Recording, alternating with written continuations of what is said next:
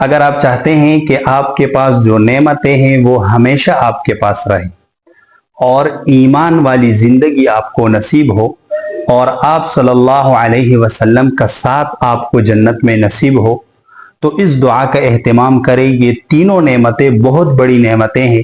اگر کسی شخص کو یہ تینوں نعمتیں حاصل ہو جائے، جو نعمتیں اللہ تعالیٰ نے اس کو دی ہے وہ کبھی ختم نہ ہو، اور آپ صلی اللہ علیہ وسلم کا ساتھ نصیب ہو، ایمان والی زندگی ہو۔ یہ دعا حضرت عبداللہ بن مسعود رضی اللہ عنہ اس کا اہتمام کیا کرتے تھے، اور آپ صلی اللہ علیہ وسلم نے ایک دفعہ ان کو دیکھا، وہ دعا مانگ رہے تھے، تو آپ نے فرمایا مانگو، جو مانگو گے وہ ملے گا۔ تو انہوں نے یہ دعا مانگی۔ دعا انتہائی بہترین ہے، صرف 3 جملے ہیں، آپ اس کو یاد کریں اور اپنی دعاؤں میں شامل کریں۔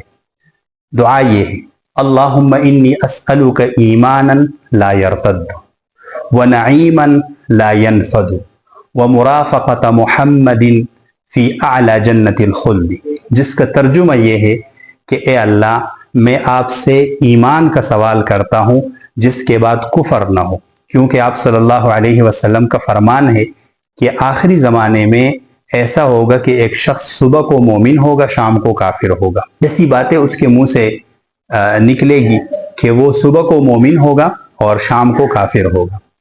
اور دوسری چیز وَنَعِيمًا لَا يَنْفَدُ، اور وہ نعمتیں جو میرے پاس ہیں وہ کبھی ختم نہ ہو۔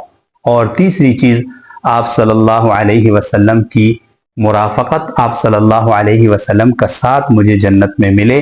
تو اس دعا کا آپ اہتمام کیا کریں، انشاءاللہ بہت ہی بہترین دعا ہے۔ اگر آپ کی یہ دعا ایک مرتبہ بھی قبول ہو گئی تو آپ کا بیڑا پار ہو جائے گا۔